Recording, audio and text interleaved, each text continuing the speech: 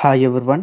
Welcome back to our channel. First of all అందరికీ good morning అండి. CAPF assistant commandant టోటల్గా 506 ఉద్యోగాలు అయితే రిలీజ్ అయింది కదా. సో దీనికి సంబంధించి ఆల్రెడీ ఇది అప్లికేషన్ లాస్ట్ డేట్ కూడా క్లోజ్ అయిపోయింది. అలాగే ఎంతమంది అప్లై చేశారన్నది నేను ఆర్టీఐ వేయడం అయితే జరిగింది యూపీఎస్సీకి. సో అతి త్వరలోనే ఇన్ఫర్మేషన్ అయితే ఇస్తారు. సో దానికి సంబంధించి ఇన్ఫర్మేషన్ వస్తే నేను వీడియో చేస్తాను.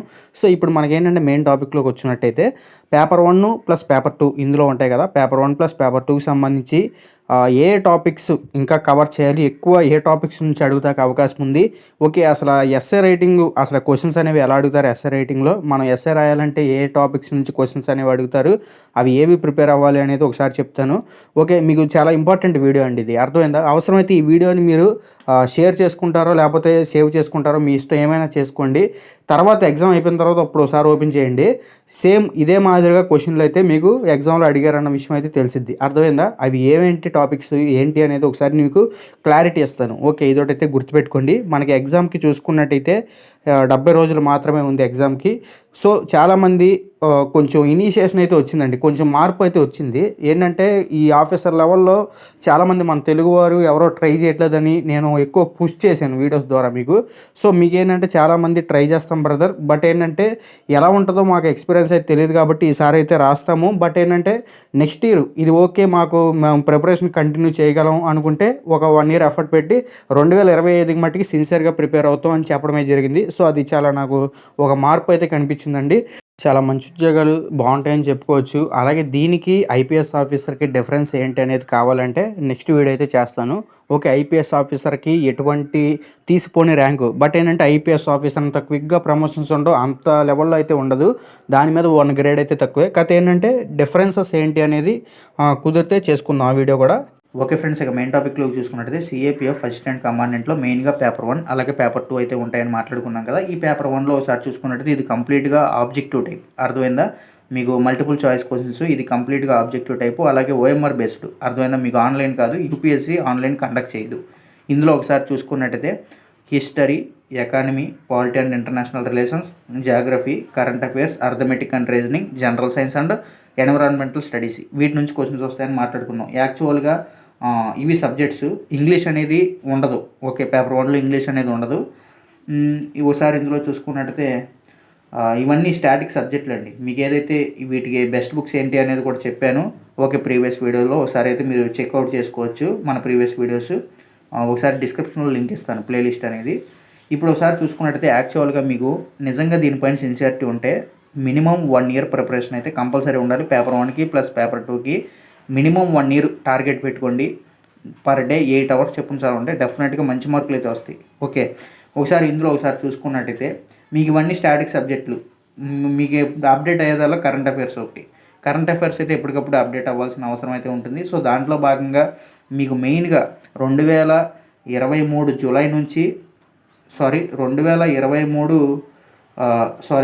2023 ఆగస్ట్ నుంచి 2024 జూలై వరకు కరెంట్ అఫైర్స్ ప్రిపేర్ అవ్వండి, అర్థమైందా? 2023 ఆగస్ట్ నుంచి 2024 జూలై వరకు కరెంట్ అఫైర్స్ అనేవి ఒకసారి చదువుకోండి, అర్థమైందా? అందులో మెయిన్గా భాగంగా డిఫెన్స్కి సంబంధించి మస్ట్గా చదవండి. డిఫెన్స్కి సంబంధించి ఖచ్చితంగా చూసుకోవాలి. ఎందుకనంటే డిఫెన్స్కి సంబంధించి మిలిటరీ ఎక్సైజ్లు అయితే ఉంటాయి కదా, వాటి మీద డెఫినెట్గా క్వశ్చన్స్ అయితే అడుగుతారు. డిఫెన్స్కి సంబంధించి ఏదో క్వశ్చన్ అడుగుతారు. అంటే పర్ ఇయర్ 2022లో చూసుకున్నట్టయితే ఏకంగా 10 క్వశ్చన్లు వచ్చినాయి డిఫెన్స్కి సంబంధించి. ఓకే, లాస్ట్ ఇయర్ అయితే కొంచెం వెయిటేజ్ తక్కువే, 4 వచ్చినాయి. ఓకే, కతే మీకు లిమిటెడ్ సబ్జెక్టు కొంచెం ఎక్కువ మార్కులు తెచ్చిపెట్టేది ఉందంటే ఇది అని చెప్పుకోవచ్చు. డిఫెన్స్కి సంబంధించి చదువుకోండి. అలాగే ఇంకోటి ఏంటంటే మనకి ఆర్గనైజేషన్స్ ఉన్నాయి. ఓకే, సాంఘిక కోఆపరేషన్ ఆర్గనైజేషన్, ఎస్సీఓ, బ్రిక్స్ ఉంది, అలాగే Asian, okay, BIMSTEC, European union, ఇలాంటివి ఉన్నాయి కదా, వీటి గురించి చదువుకోండి. వీటి మీద కూడా డెఫినెట్గా బిట్ అడగడానికి అవకాశం ఉంది, అర్థమైందా?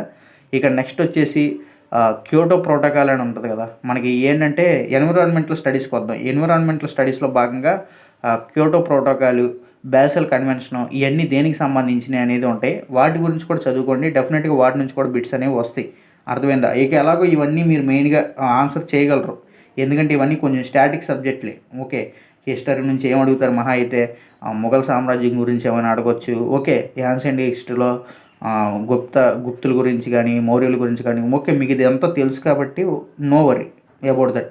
ఓకే, ఇదొకటైతే గుర్తుపెట్టుకోండి. మీకు మెయిన్గా కరెంట్ అఫైర్స్లో చెప్పాను కదా, యాక్చువల్గా అన్ని సబ్జెక్టులు ఇంపార్టెంటే, వీటికి ఎక్కువ ప్రాధాన్యత ఇవ్వండి. ఎందుకనేది మీకు ఎగ్జామ్ అయిన తర్వాత తెలిసిద్ది. డిఫెన్స్కి సంబంధించి ఎక్కువ బిట్లు అడగడానికి అయితే అవకాశం ఉంది. ఎందుకనంటే మనది కూడా ఒక డిఫెన్స్ లాంటి జాబ్సే కాబట్టి, సిఏపిఎఫ్ఈ కాబట్టి ఇది ఒకటి అయితే గుర్తుపెట్టుకోండి. యాక్చువల్గా CAPF under ministry of home affairs, but ఏంటంటే డిఫెన్స్ టైప్ ఆఫ్ జాబ్స్ కాబట్టి ఇంటర్నల్ సెక్యూరిటీ మీద కూడా క్వశ్చన్స్ అనేవి అడుగుతారు. ఓకే, వచ్చేసి essay writing, precis writing, argument, report writing ఇవన్నీ ఉంటాయి కదా. సో దీంట్లో భాగంగా ఎస్ఏస్ అండ్ ఆర్గ్యుమెంట్ రైటింగు వీటికి ఇంపార్టెన్స్గా ఏ టాపిక్స్ నుంచి వస్తాక అవకాశం ఉంది అంటే ఇవి కూడా 2023-24 జరిగిన కరెంట్ బేస్డ్ ఏవైతే మనకి బాగా హైలైట్ అయి ఉంటాయో వాటి మీద అడుగుతారు. ఒకసారి దాని గురించి చూసుకున్నట్టయితే ఎలక్షన్స్ ఇన్ డెమోక్రసీ. ఓకే, మన ప్రపంచంలోనే అతిపెద్ద డెమోక్రటిక్ కంట్రీ అయింది మనదే ఇండియా. సో దీంట్లో ఎలక్షన్స్ అనేవి జరిగినాయి కాబట్టి, ఇప్పుడు ప్రజెంట్ లోక్సభ ఎలక్షన్స్ జరుగుతున్నాయి కాబట్టి, so elections in India, okay, దాని మీద ఏమన్నా క్వశ్చన్ అడగడానికి అవకాశం ఉంది. ఎలక్షన్స్ మీద చదువుకోండి. ఆర్టిఫిషియల్ ఇంటెలిజెన్స్ ఈ మధ్యన పేరులోకి బాగా వచ్చింది, artificial intelligence. Okay, artificial intelligence దీని మీద కూడా ఖచ్చితంగా అడుగుతారు. చాట్ జీపీటీ మీద అర్థమైందా? ఆర్టిఫిషియల్ ఇంటెలిజెన్స్, చాట్ జీపీటీ దీని మీద ఖచ్చితంగా క్వశ్చన్ అయితే ఉంటుంది. చాట్ జీపీటీ మీద చూడండి. అలాగే సిటిజన్షిప్ అమెండ్మెంట్ యాక్ట్, సిఏఏ చట్టం, ఓకే, దాని గురించి ఏమైనా అడిగితే అడగొచ్చు, అవకాశం ఉంది. సో దీని గురించి కూడా ఒకసారి చూడండి. అలాగే ఇండియా జీడిపి అండ్ ఎకానమీ, మన ఇండియాకి సంబంధించి జీడిపి అండ్ ఎకానమీ ఇప్పుడు ప్రజెంట్ చూసుకున్నట్టయితే వరల్డ్లోనే టాప్ 5 ఎకానమీ మనది. అర్థమైందా? ఫస్ట్ యూఎస్ఏ, సెకండ్ చైనా అలా ఉంటాయి. అలాగే 5వ ప్లేస్లో మన ఇండియన్ ఎకానమీ ఉండడం అయితే జరిగింది. సో ఇదొకటి గుర్తుపెట్టుకోండి. ఓకే, ఇక నెక్స్ట్ వచ్చేసి agriculture and green revolution in India. Okay, agriculture and green revolution in India. ఒకసారి ఇక్కడ చూసుకున్నట్టయితే మనకి గ్రీన్ రెవల్యూషన్కి సంబంధించి ఎంఎస్ స్వామినాథన్ గారు మరణించారు. సో దానిపైన ఆయనకి ఏంటంటే 2024 ఈ సంవత్సరంలో నోబెల్ ప్రైజెస్ మొత్తం 5గురికి ప్రకటించారు. సో అందులో ఆయన కూడా ఉన్నారు నోబెల్ ప్రైజ్లో. సో అడగడానికైతే అవకాశం ఉంది. Agriculture and green revolution in India అని అడగడానికి అవకాశం ఉంది. అలాగే green energy and electric vehicles, ఎక్కువగా ప్రపంచం ఇప్పుడు ఎలక్ట్రిక్ వెహికల్స్ మీద మొగ్గు చూపుతుంది. ఓకే, పెట్రోల్ ధరలు పెరగడము, ఓకే, పెట్రోల్ షార్టేజ్ రావడం, ఫ్యూచర్లో ఇంకా పొల్యూషన్ అనేది పెరగడం, దాని కారణంగా ఎలక్ట్రిక్ వెహికల్స్ మీద ఎక్కువగా ఇంట్రెస్ట్ చూపిస్తున్నారు కాబట్టి దాని మీద అడగడానికి అయితే అవకాశం ఉంది, చూడండి. అలాగే Indian relationship with other countries, మన భారతదేశం అదర్ కంట్రీస్తో ఉన్న రిలేషన్ ఏంటి, ఇది మనకి మంచిదా లేక చెడ్డదా, అసలు ఏంటి పరిస్థితి అనేది క్వశ్చన్ అడుగుతారు. అలాగే G20, ఎందుకనంటే G20 మీటింగ్ అనేది మన ఇండియాలోనే జరిగింది కాబట్టి, సో ఈ కారణంగా ఈ క్వశ్చన్ అడగడానికి అవకాశం ఉంది. ఒకసారి అయితే చూడండి. ఓకే, ఖచ్చితంగా. ఇంకా నెక్స్ట్ వచ్చేసి కోల్డ్ వార్స్, అంటే మాటల యుద్ధం అనుకోవచ్చు. ఈ మధ్యన కొన్ని దేశాల మధ్య ఎక్కువగా మాటలతోనే యుద్ధాలు అనేవి అలాగే జరుగుతున్నాయి. అలాగే టెర్రరిస్ట్ అటాక్స్ అనేవి కూడా ఈ మధ్యన జరిగింది. ఎందుకంటే ఇజ్రాయిల్, హమాస్ ఏదైతే ఉందో అక్కడ టెర్రరిస్ట్ అటాక్ అయితే మొన్న ఈ మధ్యన జరిగింది కదా, అది వార్తల్లో ఉంది. అక్టోబర్లో జరిగింది, 2023 అక్టోబర్ ఆ టైంలో. సో అక్కడ ఒకసారి అది వార్తల్లో అయితే ఉంది కాబట్టి దాని మీద ఏదైనా క్వశ్చన్ అడగడానికి అవకాశం ఉంది, ఒకసారి చూడండి. అలాగే naxalism and internal security in India, దీని మీద కూడా ఏమైనా ఒక బిట్ అడగడానికి అవకాశం ఉంది. అంటే ఈ మధ్యన ఎక్కువగా నక్సలిజంకి సంబంధించి ఎక్కువ అటాక్స్ అనేవి కూడా జరుగుతున్నాయి మన ఇండియాలో. సో దీనిపైన అసలు నక్సలిజం ఉండటం వల్ల దేశానికి మంచిదా చెడ్డదా, ఇలాంటి ఏదో కొన్ని రకాల బిట్లు అయితే ఉంటాయి. ఎక్కువగా ఇవి హైలైట్ అవుతున్నాయి కాబట్టి. ఓకే, ఇక నెక్స్ట్ ఇంకా టాపిక్స్ అనేవి ఉంటాయి. నేను ఇంకా నెతగాలే కానీ ఇంకా చాలా టాపిక్స్ అనేవి కూడా ఉంటాయి. ఒకసారి మీరు కూడా ఆ 2023-24లో సంబంధించి హైలైట్ అయిన టాపిక్స్ ఏంటివి అనేది ఒకసారి చూడండి. అర్థమైందా? ఒకసారి నీట్గా ప్లాన్ చేసుకుని ప్రిపేర్ అవ్వండి. నాకు మ్యాక్సిమం అనిపించినవి ఈ బాగా హైలైట్ అయినాయి. అర్థమైందా? నాకు ఇంకేమన్నా అనిపిస్తే మన ఛానల్, టెలిగ్రామ్ ఛానల్లో పోస్ట్ చేసేస్తాను, ఇలాగా ఇవి నాకు అనిపించినాయని. సో వాటి మీద కూడా చూసుకోండి. ఇదొకటైతే గుర్తుపెట్టుకోండి.